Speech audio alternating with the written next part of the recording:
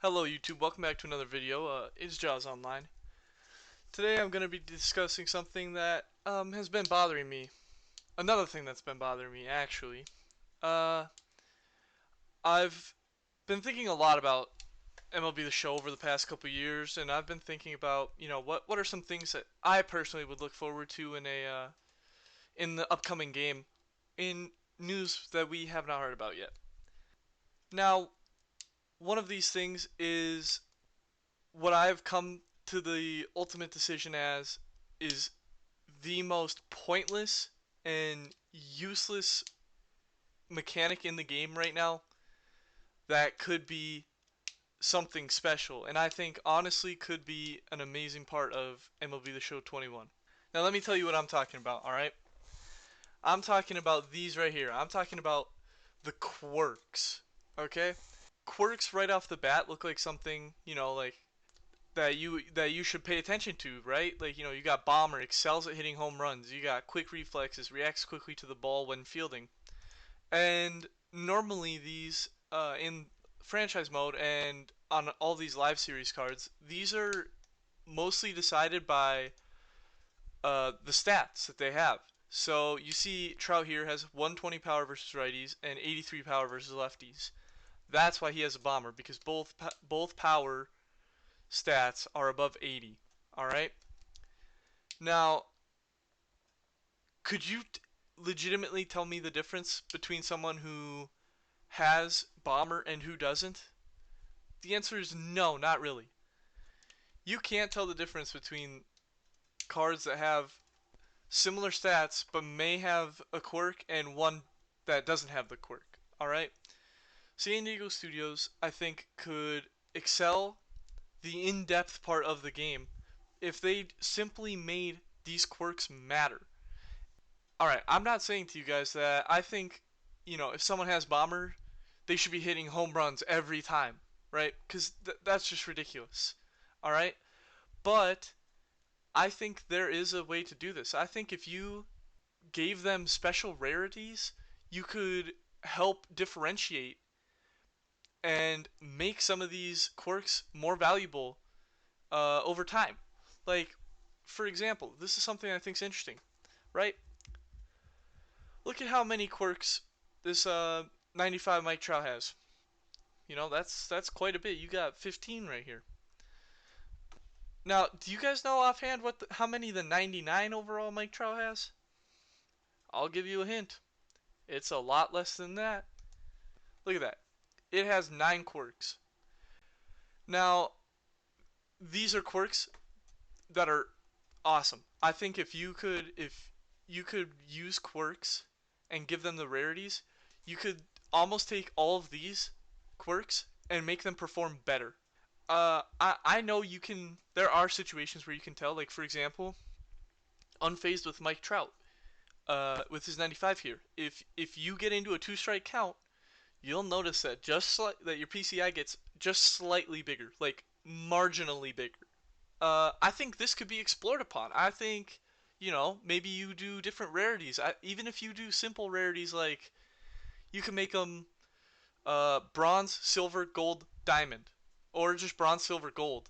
And if you have bronze, it like barely increases your PCI size. If you have silver, it increases it a little bit more than bronze. And if you have gold, it increases it that much more than silver, right?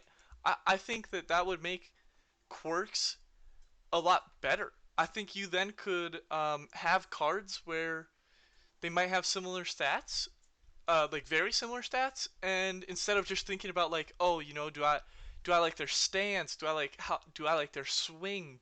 You can actually compare quirks too as another way of, you know, allowing variability within the or variety, I should say, within the game. Adding these different tiers of quirks allows for some cards to be a little more usable. You would allow contact hitters, for example, first pitch hitter. If this first pitch hitter was something where you had a better chance of putting balls in play, I think, you know, or on the first pitch I should say, it allows for some cards like an Ichiro or an Omar Vizquel or a Lou Brock. Those cards have places then within the game where maybe they're coming out and they're swinging first pitch, trying to get a single, trying to put a ball in play, try to beat it out. I think that's a that'd be a viable option if you gave them the chance with a gold first pitch hitter or a Hall of Fame first pitch hitter, or a diamond first pitch hitter, whatever we want to call the highest tier. I It's just something that we could. I personally would love to see. I think it allows more options within the game.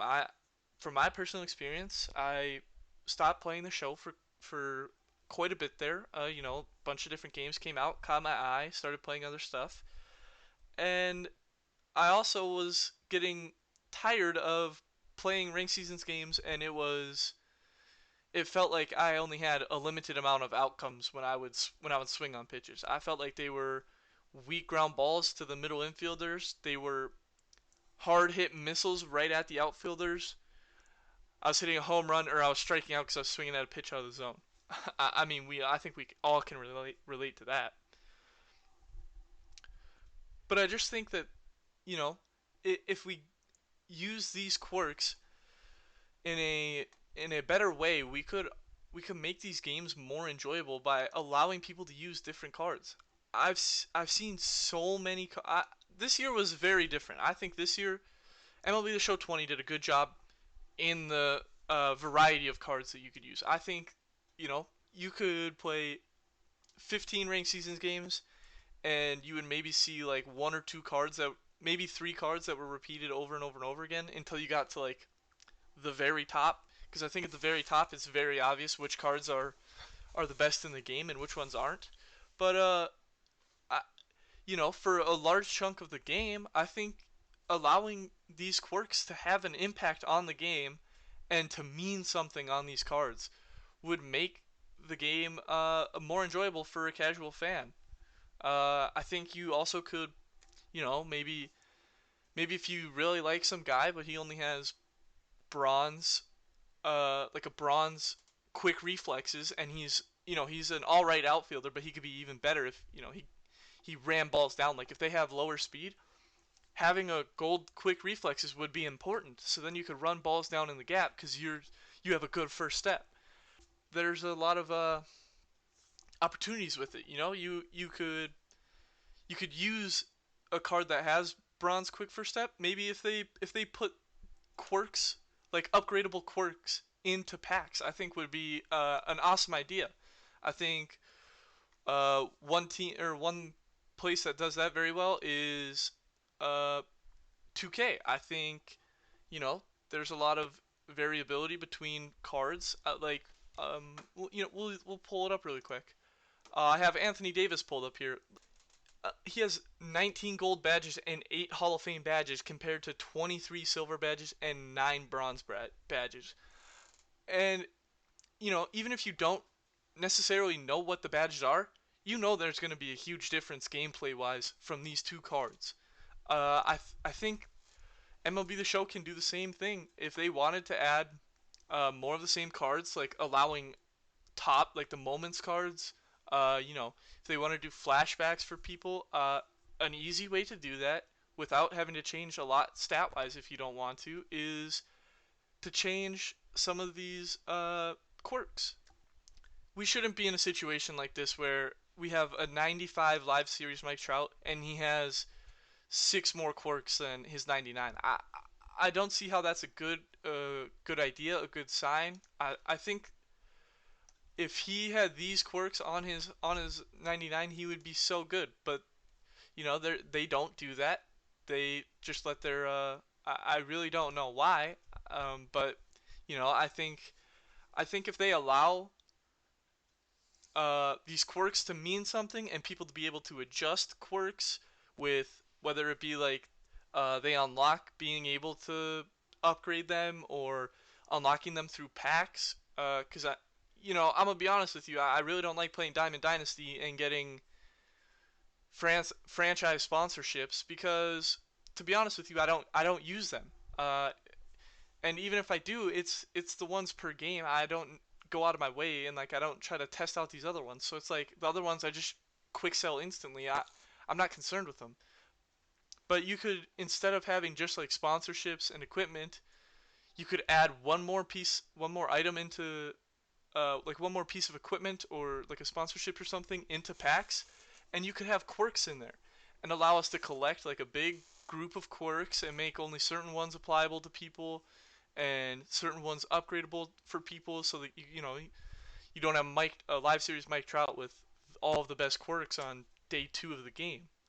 I just think San Diego Studios has a lot going for them in the show this year. I think they have a lot of good options to make quality of life and gameplay improvements for players, both at the top level and a lot of the casual or even slightly competitive players. I think, and I think the best way to do that is to allow for quirks to mean something, because if you let quirks mean something within the game, you end up making it so you could have multiples of cards that may or may not necessarily be changed stat-wise a lot, but there's a huge difference because of how important you could make quirks.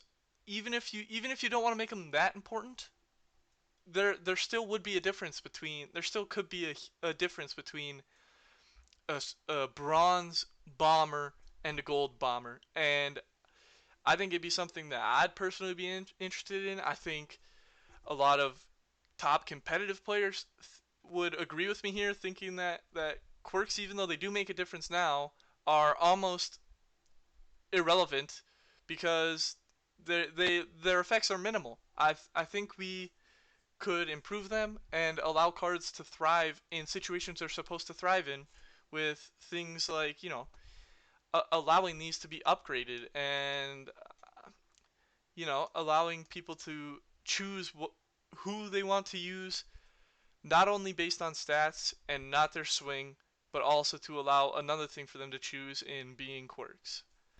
So yeah, guys, that was one of my main focuses on what I think San Diego Studios should do with what they should change for next year's game. Let me know how you guys feel about it. Let me know if you disagree or agree. Let me know down in the comments below, and I'll be sure to reply to everyone that comments. Yeah, and if you made it this far already, please don't forget to like and subscribe, and I'll see you guys again very, very soon.